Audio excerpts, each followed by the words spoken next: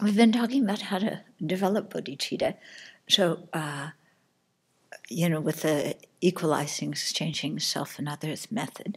And we're pretty much at the end of that. We've talked a bit about, the disadvantages of self-centeredness, the benefits of cherishing others.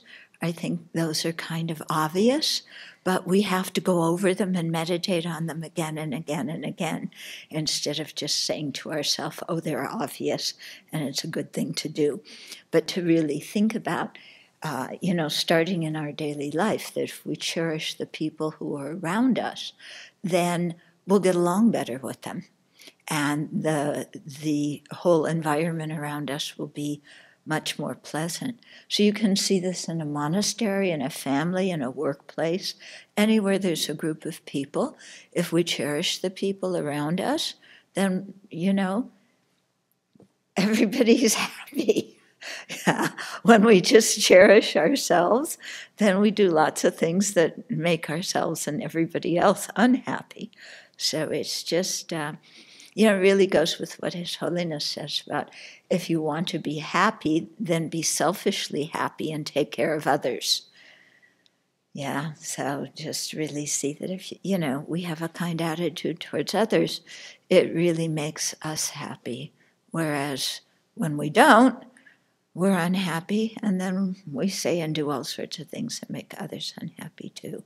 So to really think about that, because a lot of these things, we kind of understand it up here, and we say, oh yeah, it's good if I'm nice to people, then we all get along better. But this is mine, and they've got to understand that they can't just take it.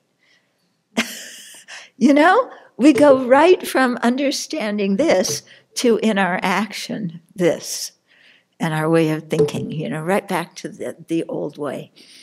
So this is why we have to do the meditation over and over and over again. All these things about training the mind in bodhicitta repeatedly. Yeah, someone just wrote to me. She said that her Sam showed up, and so she's having all these different problems with this and that. And she's done all the meditations that I've suggested, but kind of nothing's really lifted up her spirit. And so I haven't answered yet, but my reply is going to ask, how many times have you done those meditations? Yeah, because it isn't just a question of meditating on something once, and it's not a question of just understanding it intellectually. Yeah, remember, meditation means to habituate, familiarize. So we have to again and again and again think about these things. And it's like pulling a boulder, our old habits are, isn't there some guy, Sisyphus or somebody, who was pushing a boulder to the top? And it kept falling down. Well, that's like it, if we do one meditation, and we get it a little bit up there, and then we just walk away and back to our own ways, old ways, then of course the boulder's going to roll down, So that's why, repeatedly going through these things, yeah, and not just being smug and complacent and say, well, I already understand that. I want to learn something higher and more advanced, more sophisticated for a very magnificent practitioner such as me. Yeah. So no, this is, to really sit and sit with this stuff and watch the resistance come up in us. Oh yeah, cherishing sentient beings, very important. The whole world would be so nice if everybody cherished each other. Gee, I wish everybody cherished me. Yeah? That's how it goes, isn't it?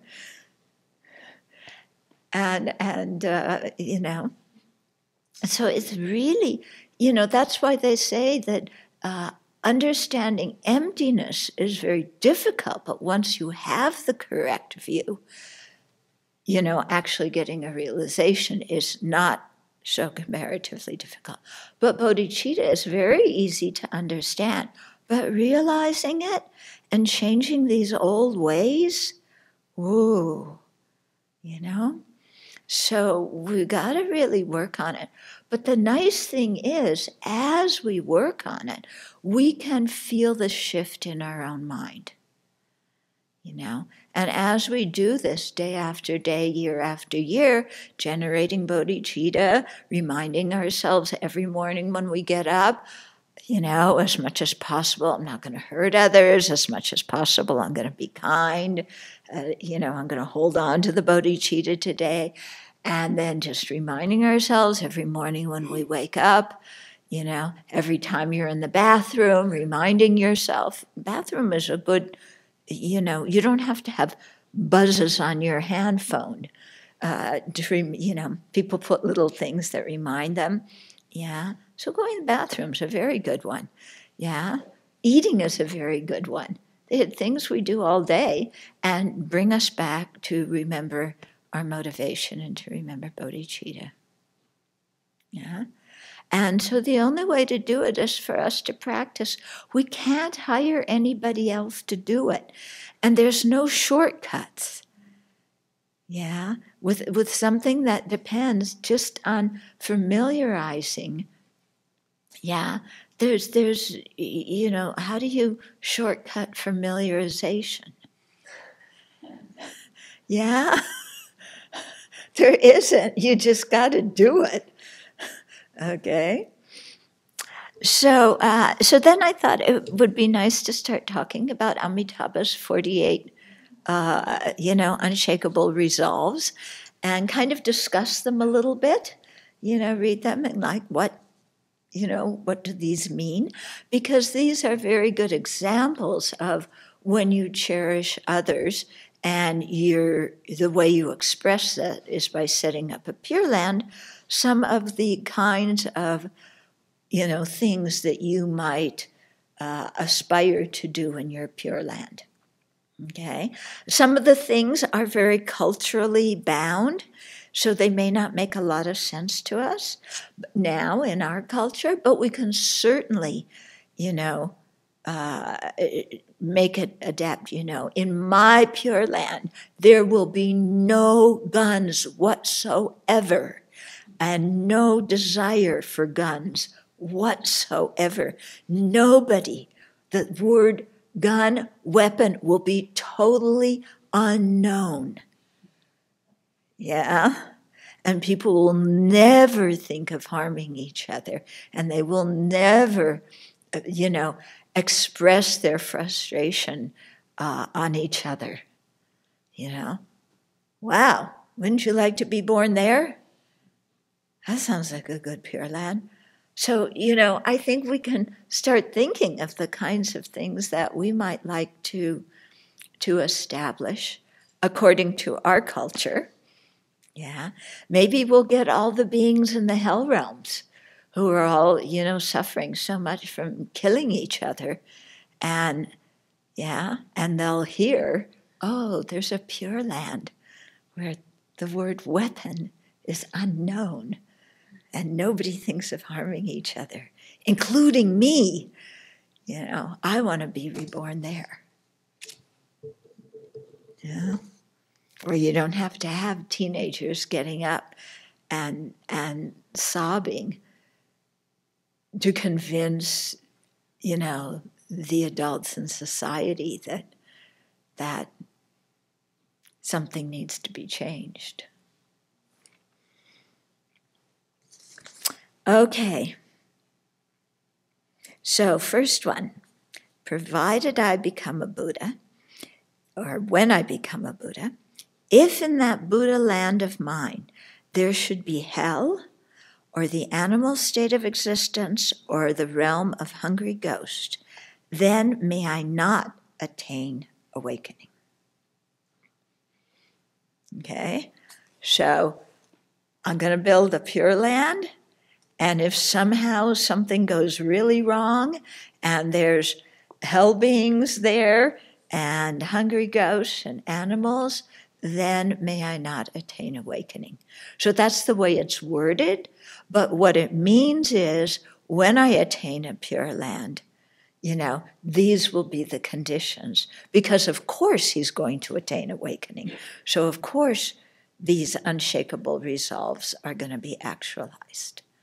Okay, so in Amitabha's Pure Land, no hell beings, no hungry ghosts, no animals. So that would be nice, wouldn't it? Yeah? None of those kinds of realms. That even, when we look at the turkeys, we don't, the turkeys are bodhisattvas who have minds like bodhisattvas, not bird brains. Yeah? So that's a big promise.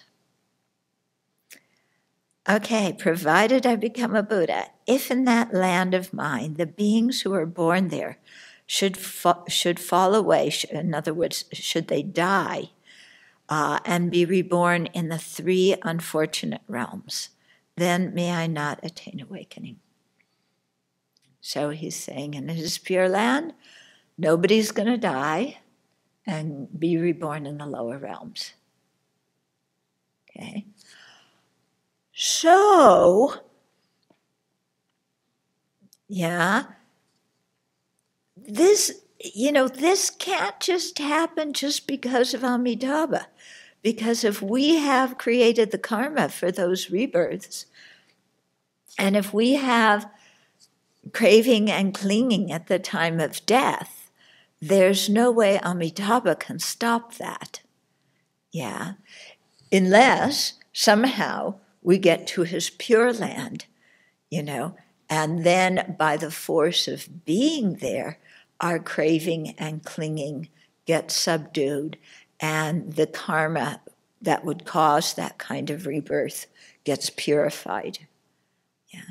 And they say in Amitabha's realm, I think it is that you don't die, but you actually attain enlightenment in that realm. Or if you do die, that is your last rebirth, and your next is when you awaken. I can't remember how it is. We may find out here. Does anybody else remember? In that lifespan, you attain awakening, yeah. Okay. Provided I become a Buddha, if in that land of mine the beings who are born there should not all be of the color of genuine gold, then may I not attain awakening. Okay. Now, do you think it's really important that you're the color of gold? I don't think that's so important. I think it must have some deeper meaning, because your body being the color of gold, kind of, so what? Maybe it means the mind being valuable, the mind being precious, like gold, or having a kind of body that expresses, a very precious mind that expresses. Because gold, we usually see gold as something valuable, something, very precious. Amitabha's body is the color of gold, the splendor of his hallmarks has no peer. So it could actually be the marks, the signs and marks of an awakened one that bring that. Right. And it could be a praise of the Buddha's body, because we have the Buddha's body, speech, and mind. And with some people, seeing the qualities of a Buddha's body is what inspires them. With other people, they're inspired by the qualities of the Buddha's mind. With other people, qualities of the Buddha's speech. So that could be, for some people to think, oh, I'll have a body of gold like Amitabha, that maybe will inspire them to practice. Yeah. For me, I don't know. Yeah. I guess if your color, I don't care what color it is as long as it's made of light. Yeah. As long as it doesn't have a kidney and an appendix and all those things inside that make it malfunction. What I would like about that is there wouldn't be any discrimination based on skin color, because everybody'd be the same. Oh, yeah. Oh, that's true. If everybody's skin color was the same, then everybody was born with golden skin, then there wouldn't be any discrimination based on skin color. Yeah. True. Yeah, I'm sure if there was, Amitabha would put a stop to it right away. In fact, I'm sure you wouldn't be born there if you were extremely bigoted. Okay, and the fourth one, provided I become a Buddha, if in that Buddha land of mine, the beings who are born there should not all be of one appearance, without difference of noble-looking or ugly lineaments, then may I not attain awakening. So I think you got it. I think what you said about everybody looking alike with a golden body, so everybody can think of their body as beautiful, and then you don't have to worry, do I look good? And then combined with this one, everybody would be of one appearance without the difference of some people looking beautiful and some people looking ugly. Does that mean that everybody there looks alike? I don't know that they would all kind of look alike, like clones or anything. But there wouldn't be this kind of differentiation into attractive and unattractive and, things like that. Yeah, people with injuries or illness, people without these, everybody would be kind of equal in that way.